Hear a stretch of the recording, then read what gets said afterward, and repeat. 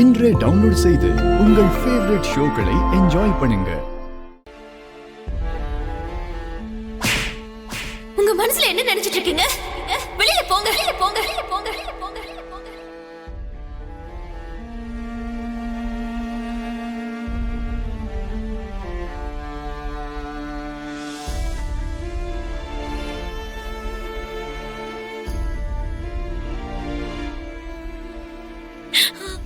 அப்பா அப்பா அப்பா அந்த வீட்டுக்கு போனதுக்கு அப்புறம் இனிமே நீ என்ன இப்படி கூப்பிடாத.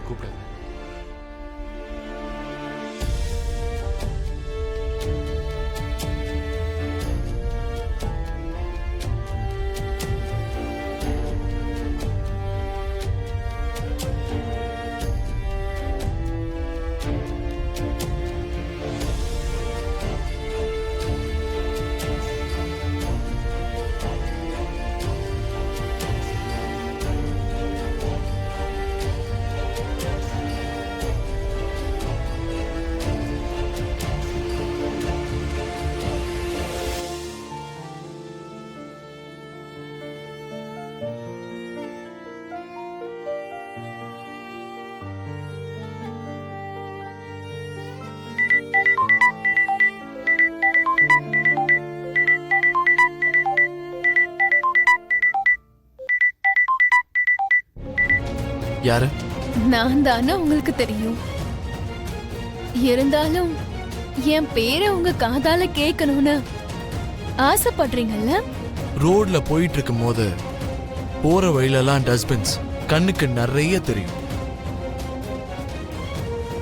அத போய் பக்கத்துல கண்ணால பார்க்கணும், அதோட பேரை காதால கேட்கணும், அத பத்தி பேசணும். இந்த மாதிரி எதையுமே எந்த ஸ்டூபிடும் நினைக்க மாட்டோம். கம்பாரிசன் கேவலமா இருந்தாலும் அது நம்ம ரெண்டு பேருக்கும் கனெக்டிவா தான் இருக்கு மாமா. டஸ்ட்பின் நான், ஸ்டூபிட் நீங்கன்னு வச்சுக்கலாம். ஸ்டூபிட்னா என்ன? குப்பை. ஒருவேளை நீங்க குப்பையா இருந்தா நீங்க திரும்பவும் வந்து என்கிட்ட தானே விழுந்தாகணும்.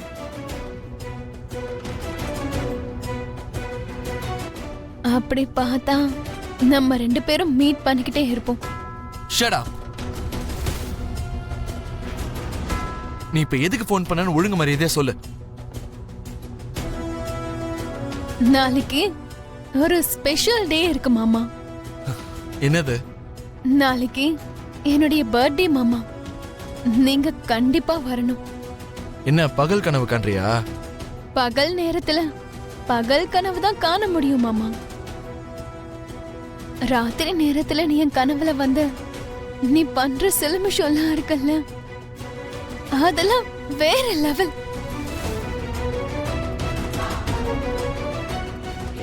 எல்லார்கிட்டயும் அதை சொல்ல முடியாதுல்ல. இங்க பாரு, உன்னை தேடி வந்து அடிக்கிற அளவுக்கு தயவு செஞ்சு கோவத்தை வர வைக்காத. அப்புறம் மறுபடியும் ஃபர்ஸ்ட்ல இருந்து உங்க அப்பனுக்கும் எனக்கு சண்டை ஆரம்பிச்சிடும். ஐயோ, அப்படிலாம் எதுவும் நடக்க கூடாது. என் அப்பா கிட்ட நீங்க எப்பவும் பாசமா இருக்கணும். தேவைப்பட்டுச்சுன்னா என் அப்பா கால்ல விழுந்து என்ன கல்யாணம் பண்ணிக்கிறேன்னு சொல்லி நீ கெஞ்சணும். நான் இல்லாம நீ செத்து போயிடுவேன்னு சொல்லி ஒப்பாரி வச்சுக்கிட்டு அழணும். நக்ஷத்ரா, என்னுடைய பொறுமையை நீ ரொம்ப சோதிக்கிற. இன்னொரு தடவை நான் உன் வீட்டுக்கு வர மாதிரி நீ வச்சுக்கிட்டேன்னு வையேன், அது உன்னுடைய பர்த்டேவா இருக்காது, உன் அப்பனுக்கும் உனக்கும் டெத் டேவா தான் இருக்கும். 1+1 ஆஃபர். ரொம்ப கான்ஃபிடென்ட்டா நீங்க ஆவேசப்படுறீங்க மாமா. அப்புறம் எதுக்கு நீ இல்லாம நான் உயிரோட இருக்க மாட்டேன், என்ன காதலிக்கிறேன்னு சொல்லி மெசேஜ்ல அனுப்பியிருக்க?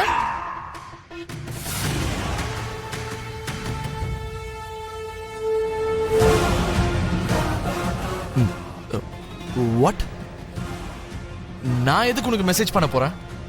ஒரு தடவை உங்க போனை எடுத்து நார்மல் மெசேஜ் ஓபன் பண்ணி அதுல நீங்க எனக்கு என்ன மெசேஜ் பண்ணிருக்கீங்கன்னு நல்லா படிச்சு பாருங்க மாமா.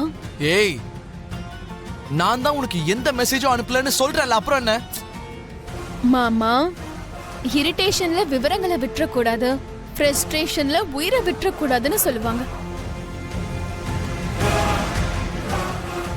கூலா ஒரு வாட்டி நீங்க எனக்கு அனுப்பின மெசேஜ படிச்சு பாருங்க.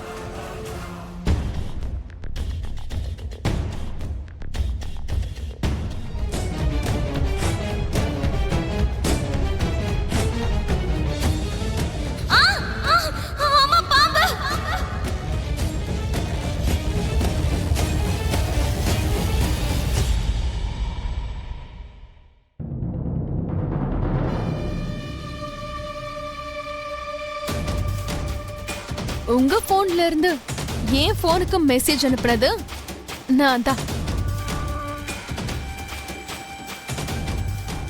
ஆனா அத நான் வெளியே சொல்ல மாட்டேனே. நீ எனக்கு இப்படி ஒரு மெசேஜ அனுப்பலன்னு சொன்னா இந்த உலகம் அத நம்பாதுல்ல.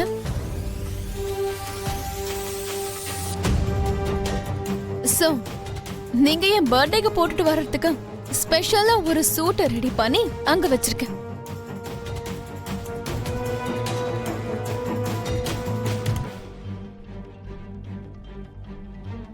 அந்த சூட்டை போட்டுக்கிட்டா என் பர்த்டேக்கு நீங்க வரணும்.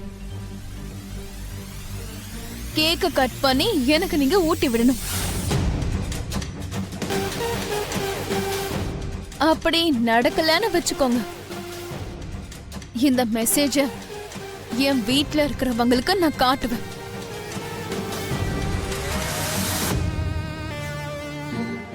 நோ. ஒரு ஸ்கிரீன்ஷாட் எடுத்து சோஷியல் மீடியாவிலயும் போடுவேன். I said no. நீங்க எத்தனை வாட்டி நோ சொன்னாலும் நான் சொன்ன எல்லாத்துக்கும் நீங்க எஸ் சொல்லிதான் ஆகணும் அம்மா. Look, you can't do this. நீ இப்படி பிளாக்மெயில் பண்றதெல்லாம் நல்லதுக்கு இல்ல நக்ஷத்ரா. நல்லதோ கெட்டதோ நம்ம நினைச்ச லட்சியத்தை நம்ம அடையணும்னா இந்த மாதிரி ஒண்ணு பண்ணிதான் ஆகணும் அம்மா. நீங்க என்ன பண்ணுவீங்களோ பண்ண மாட்டீங்களோ எனக்கு தெரியாது. நாளைக்கு நீங்க என் பர்த்டேக்கு வரீங்க, கேக்க கட் பண்ணி எனக்கு நீங்க ஊட்டி விடுறீங்க. What? How the hell is this possible?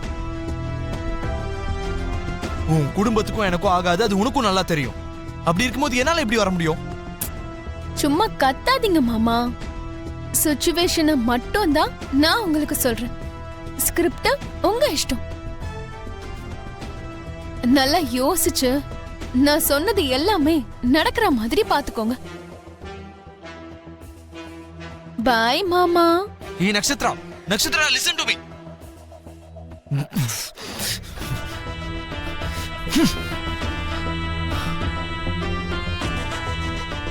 எம்மாடி, உண்மையில நீ பயங்கரமான ஆளா இருக்கேடி. வானத்துல இருக்கிற நட்சத்திரம் மாதிரி உன்னுடைய யோசனையும் வேற லெவல்ல இருக்குன்னு நீ இப்ப ப்ரூவ் பண்ணி காட்டிட்ட. Thanks for your complement.